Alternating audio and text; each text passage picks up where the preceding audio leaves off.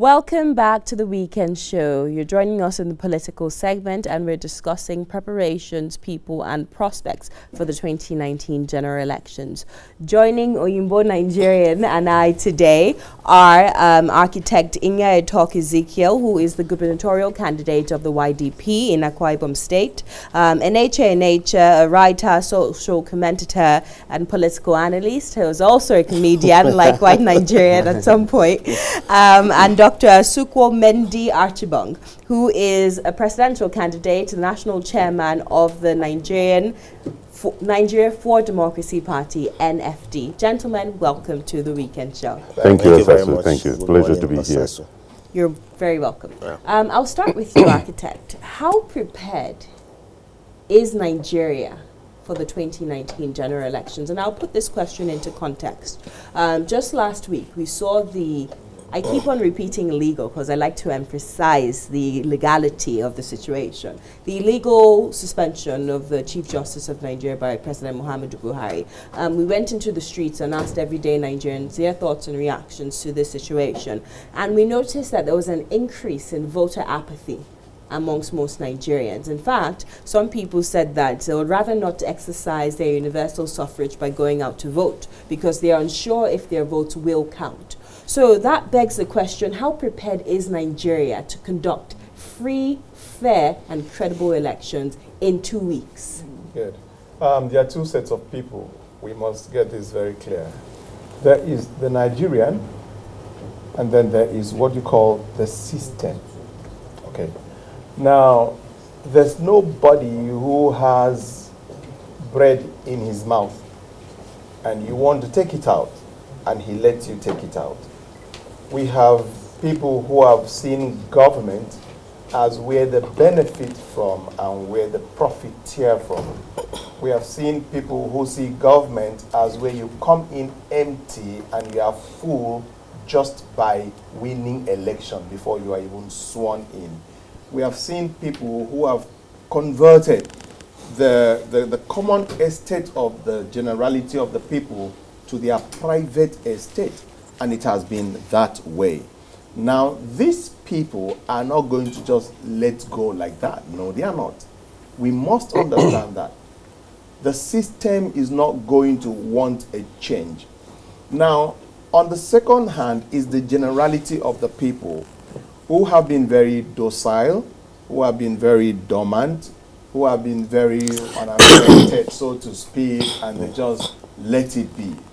But suddenly, there's a certain awareness that comes out from a certain set of people. For the very first time in the history of Nigeria and our democracy, in modern times, let me say that, I can talk of the days of Azik and Awo, you find young people coming out. You find fella coming out, making a lot of effort. You find them, Showore, you find the Asukwas, you have the Mogalus, you have the Obis. They made great impact and tried to awaken people to the fact that a man is diabetic and he's asked to choose between Coke and Pepsi. And he says, it's not going to help me. So these people are coming as water. They are refreshing. They are different. You watch the debate. The big people could not join that debate because it was a different level. Architect, while I agree with you that the new breed of politicians, the technocrats who are crossing and becoming politicians, it's quite laudable what they're doing. However, we must have a level playing field for them to succeed, in the political process. So I'll bring you in here, Dr. Asukwo. Is Nigeria ready to conduct free, fair and credible elections? This was my initial question. Can we give the Kingsley Mogalus, the Fela Durotoyes, the third forces, the people who were technocrats and now becoming politicians to change the system that a lot of Nigerians have been complaining about? Do they have a fair chance at succeeding in the 2019 general elections? I guess, do I have a fair chance at winning these elections given the present system? Well, what I would say that Dr. Asukwo Mendie Archibong Esquire does have a fair chance at winning. Let me put it this way. Doesn't or does? Does. Okay. Does have a fair chance at winning. Let me put it this way. The mere fact that you suspect that the opposition is going to rig or is going to act in a manner that is not favorable to you does not mean that you should give up in the fight to rule this country. What I have succeeded in doing is single-handedly come back to the country, lodge in this country, form a political organization, register that political organization, Nigeria for Democracy, made the requirement of a presence in all the states and the Federal Capital Territory, had a convention in the 23 states of this federation, and had a national convention made by the grace of God as the presidential candidate. Now that speaks a lot to our determination to take over power from the generation that has misused and abused the power that were given to them by us. I'll put it this way, that when we were colonized by a foreign country, a foreign power, there were those that said, look, listen, it is best for us to remain as a colonized entity. And there were those that said, no, we have to fight and move away from this, from being a colonized country. Not everybody agreed with the fight to gain independence. Those that said, look, you're not strong enough like the empire that has ruled the entire universe, so why don't you just give up? And there were those that said, look, let me tell you something, if an ant enters into the ground, there's nothing you can do about it. Let's bite and go back into the ground and fight for independence. This very minute, this very moment, this very day, this very month, this very year is a seminal point in time for the Federation of Nigeria, where you see people like myself, where you see people like others saying, no more. We also have the capability to lead this country. Okay, so just a quick question to you. Do you see free and fair elections coming up in the 2019 elections? Is what, 10 days away, 9 days away? About 2 weeks. Yeah, so how would you describe that? Do you think we'll have free and fair elections? All right. I think basically before I will start, I would like to say thank you once again. I want to speak as a Nigerian, and I don't have any political allegiance to any political sentiment out there. You see, I see now this generation of Nigerians want to take over power, and most times I see a generation that has we have been disconnected from our history. If you have studied elections in Nigeria, maybe, okay, from 1959, see all those indices, what led to elections being postponed, the violence after announcing of results and stuff like that. At times, it gives us a balanced view in approaching national issues. You don't approach national issues with sentiment and emotions. You just burn yourself out. And now let me just tell you something this, then I'll take you back to 2019. You see, 1959, there was an election in Nigeria in 1959. It was conducted as 12 December 1959. And the next election was supposed to be in 1963. It was December 1960, but it was shifted. And there were some fireworks then that made the election to be shifted to 1963. And that fireworks were not properly managed and metamorphosed into January 15, 1966. And today, all these problems are still there. If you look at Nigeria's election in 1959, for example, I will tell you this were a problem, and I have problems with our founders, the founders of Nigeria. There were tools that they used then to make tools for political dominance, tools for to make some political gains. Tools like, then it was ethnicity. It was very, very obvious. If you look at the results of the election, you see the Northern Progressive Congress, you have the Action Group, you have the National Council of Nigerian Cameroons, you have the Igbira. You have Igbira Union, you have the Igala Union, you have the Niger Delta Party. Niger Delta Party won one of the federal seats then out of the 312. You understand what I'm saying now? Now, if you look at that election results, it tells you something. You see ethnicity. So which means at the birth of Nigeria in 1960, ethnicity was a seed that was sown into us. And we bought it. Our generation, we are still trying to come out of that negative, that stuff. But I think we like this, we are seeing much more, we are seeing life much more differently than those who, the older generations who are still living in the past and think that ethnicity and along the line we added religion will be a tool of political dominance. Now, for example, now, like 1963 elections that was shifted, we have the last two elections in Nigeria also shifted. 2011 election was shifted from like 1 week, from 9th of April to 16th of April. And that of 2015 also, from 14th of February to 28th of February. And there are indices that made these elections to be shifted. And those indices, though, are playing out, but I don't see that elections being shifted. as I'm seeing now, because I think you mean this 2019 the elections are slated for February 16, 2019. That's the presidential and the National Assembly, as well as the gubernatorial and the State House of Assemblies on March 2nd. You do not see any possibility of the postponement or rescheduling of these elections. I don't see so far, judging with Nigeria's history with regards to this forces that now I want you to understand something. I wish Nigerians know the forces contesting for the soul of their country. There are forces that want this election to hold. They may be within or outside this country. There are forces that don't want this election to hold. There are forces that want to win this election, and there are forces that don't want to give out the power. So all these things are playing out. And they have a way of activating all those, some other elements that just make me to appear, look, or make someone look bad, or make somebody look good and stuff like that. But so far, with due respect, so far I've not seen that this thing being shifted. But as far as 2019 elections are concerned, just like the way my brother said, nobody will have food and say, come and take power. Nobody gives you power that easily. You understand?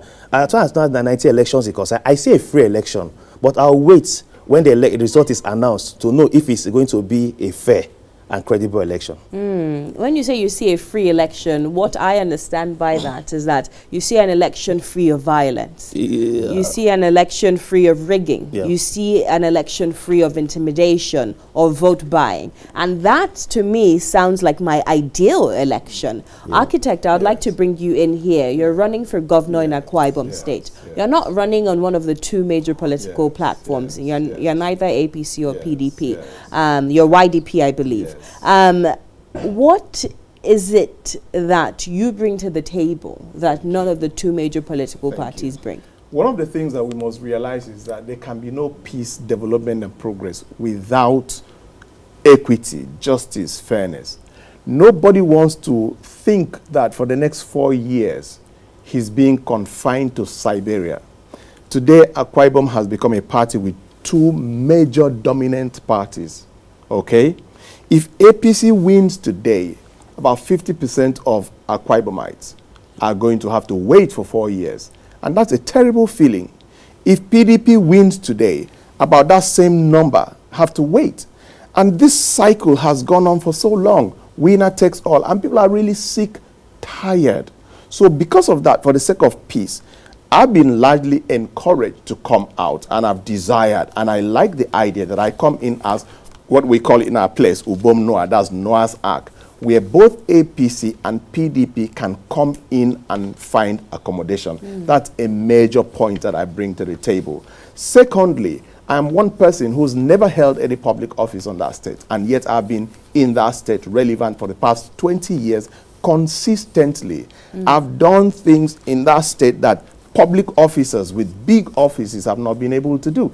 I brought Shelter Africa, the first Nigerian. It was a private initiative. We had over 700 contractors, and we had over 10,000 people working on it. I brought several initiatives. The present social housing estate, the only one in the Federation, has been brought in there by myself again as an individual. Aside from that, I've constantly engaged the young people. I'm called the youth headmaster. Okay, that's why I head this party. And what am I coming for?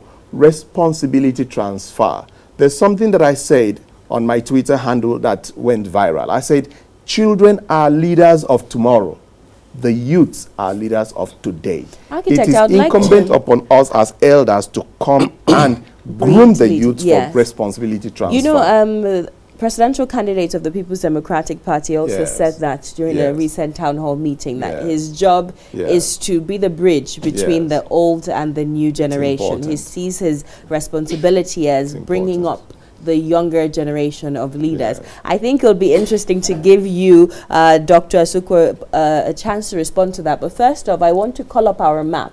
The Weekend Show has been tracking the feasibility of most presidential candidates in the different 36 states and the FCT. So we have a map that actually shows that. I don't know if our IT team at the back has that ready for us, but if they don't, this map actually shows the possibility of the different stronghold of the different political parties in the different states.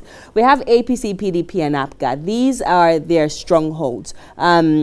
The red states are APC, the green states are PDP, and the orange state is ABGA. Over the last few weeks, the maps have been changing. How do we rate this? We rate this by the presence of the party in the National Assembly, in the State House of Assembly, and in other government positions currently on ground. They are setting indices that has shown that, you know, the statistics has changed recently. For example, in Lagos State, the APC control, their stronghold in Lagos State has decreased due to the internal party crisis ongoing in the state. As most of our viewers know, the Lagos State Governor Akinwumi Ambode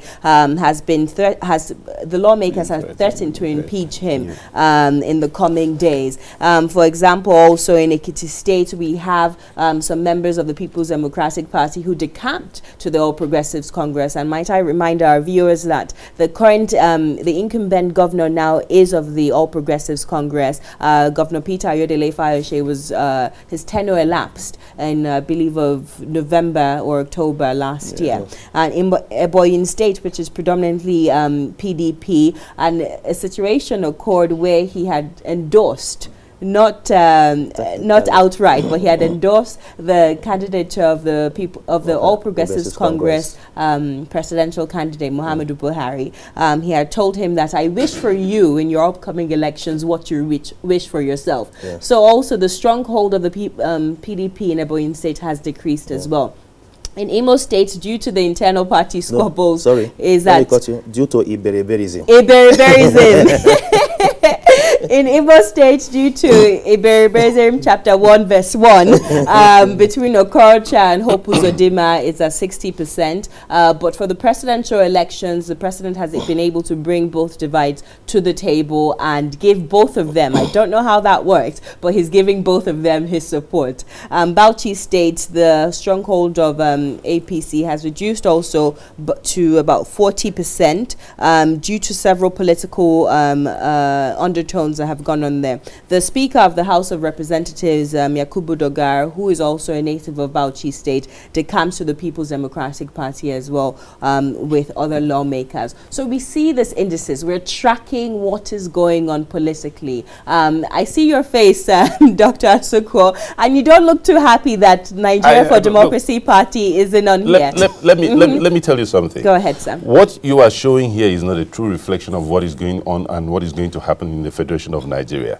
What is going on right now is a movement, okay? Where young people like myself, like Nya-Etok, forget about he talked about being an elder. We are all young of the same generation here. What is young? How would you define young? Well, 70 is not young, which is where you are talking about Akwa and Buhari. Look, I believe the global. Let me come. The reason I want to correct you here is because a lot of politicians always play, you know, on this young card. You see a 60-year-old saying he's young. Well, the global index for young people is 18 to 35, and I don't believe either of you fall into that category. Well, let me. My son does. Your son does, exactly. He might fall into it, but let me put it this way. Yes. Let me put it this way. This is not a true reflection of what is actually happening and what is going to happen in the next couple of weeks and what is going to happen into the next couple of years. Because when you have a political party like Nigeria for Democracy, and you have a person like me who is dynamic, who is young, who has a lot of vigor, who has a lot of ideas, who has a lot of things to bring to the table, and who has a genuine interest for the Federation of Nigeria to fly, to move to the next point, to get into the Committee of Nations at the higher level, to be a primordial inter pares, first amongst equals in the Committee of Countries in this world. You're going to have a change, basically, in how people think. We have had PDP 16 years or more in power. PDP is not different from APC. They are the same. They've been moving back and forth. So we've heard all that rhetoric before, and with all due respect, the reason, because we don't have enough time, with all due respect, sir, you're running for president under Nigeria for Democracy. Today's the first time. I'm a journalist. I've spoken to many presidential candidates before. Today's the first time I've heard of you or your party. These are parties that have structures, and when people say structures, I know it irritates most of the smaller political parties because They simply do not have the structures that these political parties have. Today is the first time I'm hearing of you or your party, and you're running for president of the Federal Republic of Nigeria. Do you really believe your ambition is feasible? Well, it's a good thing that you have heard. And let me put it this way. And others have heard about me and the political party before now. Have you had rallies? Yes, and we are going to have another rally starting in Akwa Ibom State. How many rallies have you had? We've had one. No, let me just intervene. Now, if you look at your map, you give Kaduna 50-50, but you paint it APC. No, it's not 50-50. So it's... No, I'm just saying that 50%. Yes, it's 50%. The red part means that that's the stronghold. So Southern Kaduna and Northern Kaduna. So it's still predominantly APC. But yes. What I've seen is 50%. So I expect that to be like the neutral state. Because a lot of areas where you have too close to call, you cannot give it to a state. So your map wouldn't have been that definitive, because looking at that map, it's actually very deceitful and could make APC to relax and say, we got the game in our pocket. But that's not correct. But let me even tell you what's going on. You see, we do too much of analysis of, retrospective analysis. And we forget that. For instance, I'll tell you this. People tell me, oh, Buhari had 10 million votes going, 10 million votes going. And you don't ask yourself, in the past 4 years, are there people who have sat down and said, I'm not really comfortable. I had an assumption that this man will do this for me, and I'm not seeing it, so I'm not really happy again, and as a result could drop back. Why do we categorize human beings like animals? I have this. That is what's happening in Akwa Ibom today. If you come to Akwa Ibom today, you cannot but paint it two-party, APC, PDP. But how many people know that the number of voters that are the greatest are the youth, are the students?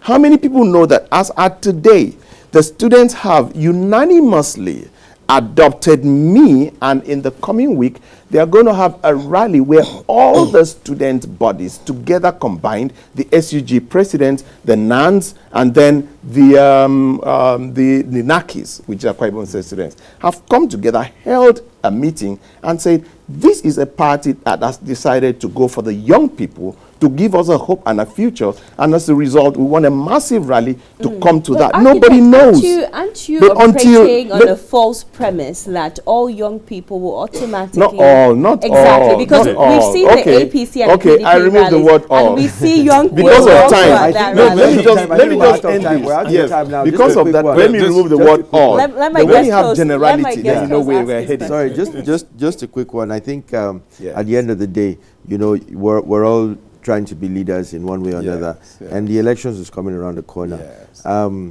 What would we say to people out there today on how they should go about these elections? I know Nigeria will always find our way somehow. We always get away with things, and we might think that something or violence or this one or that one, but we always find our way around it. What would you say about that? Sir, thank you very much. You see, what they are saying, I think they are talking as politicians, and we just have to definitely we have to understand with them. You see, there's a political fallacy or fantasy is different from political reality. In America, for example, race is a factor in election there. It doesn't matter how good you are. In Nigeria, whether you like it or not, religion and tribe has been planted into our politics.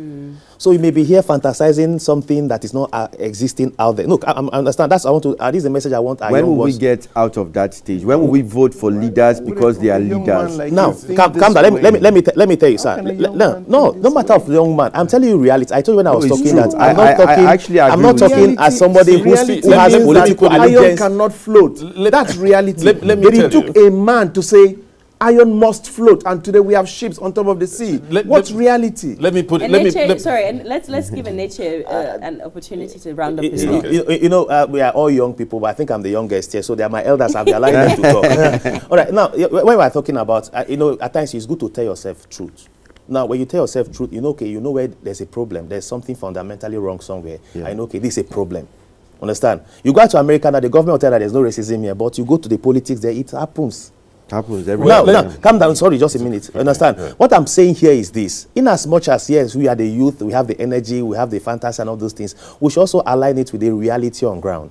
Understand? That's one. I just want us, the youth, should have this at the back of their mind. And I'm talking about, okay, everybody want to be a leader, wants to be a leader. In 1999, when the first when the INEC conducted election, presidential election, there were just 2 candidates. In 2003, it jumped to 20. That was when the likes of General Muhammadu Buhari and co, Chris Okoti came to the picture. The later on, it came to 18, and just in 2015, there were 14. But now we have like about 70 of them. Only one will be president. Yeah. If we all of us can come around to synergize. Just recently, there was this presidential. I think he said it right. Just recently, just let me give you to know the reality when you have the energy as a youth and also understanding the dynamics out there. It's 2 different things. Just recently at the presidential debate, I don't want to endorse anybody. It's not like endorsement, but one of the candidates stood out. There was one that was very motivational. Yes, I felt so enlightened. I felt patriotism woke up in me when I was hearing him. But there was one that has engaged the system. He rose to the deputy governor of CBN. When he was talking, you see a man who has the energy, he has the youthful energy with him, and he also has aligned that with, he understand the reality. That's where I want the youth to get to. Let us not be running with energy and on the reality out there. Yeah. I completely agree with your sentiments. I want to give each of you 1 more minute. We've unfortunately ran out of time. Please, Dr. Asukwo. Look, let me put it this way. The journey of 1,000 miles begins with 1 step. I respect the views of everyone. I'm glad that, you know, I have the opportunity to come on this show, and you now know Dr. Asukwo Mendie, and you now know Nigeria for Democracy. And even if it is 1 step, we are going to get there. We have to do something that will take this country to the different, in a different direction, so that we can succeed. Thank you so much. He who does the same thing the same way, based on reality, and expects a different result, I'm told that's hallucination. If we have come to a point where we've become the poverty capital of the world, if we are comfortable, let's ride. But if we know that it's not okay, let's dare to dare. Let us realize that reality holds us down, but optimism pulls us forward. It took a man to believe that iron could float. Today we have ships. It took a man to believe that a house could fly. Today we have the whatever. We need to be careful to wean ourselves of realities and start to see that Nigeria cannot continue this way and take the next step. Move in the right direction. Enenche, your last word? All right. Quickly, please. Just my last word. I think at this one that was boiling my mind when I was coming. I think when we start to make room for women in politics, Osasu, I want to see you in politics. I want to see you use your platform to mobilize women to politics. The Nigerian state has not been fair to the Nigerian woman. In the First Republic, let me tell you now, out of 312 federal seats, only the first female senator, Wurola Esan, was there out of 312. In the Second Republic, then we had 19 states, 5 senators per each state. We had 95 senators, only one, Franka Afegbua, who represented Beden North. In the Third Republic, we have Kofo Bukno, who later became Tinubu's deputy, only one out of 143 of them. Then in 1999, when we came during the Fourth Republic, we just had 3 of them. In 2003, it jumped to 4. Then it went to 8, and now we have about 8 or 7 of that in the National Assembly. Now, the Nigerian state, if you see all the crimes, all the bad things done in this country are done by the men. Understand? And the women too. Let us give women chance. Understand? They have a way of. I can't even argue with that. I can't even argue. We need more women. So maybe gentlemen, push your wives forward to. Let's move them from the other room. My deputy, yes, my deputy is a woman. My national secretary is a woman. Okay, Mr. Enenche, Dr. Asukwo, architect in Nya-Etok, thank you so much for your time. So much. We'll take a break right now. When we return, more on the Weekend Show.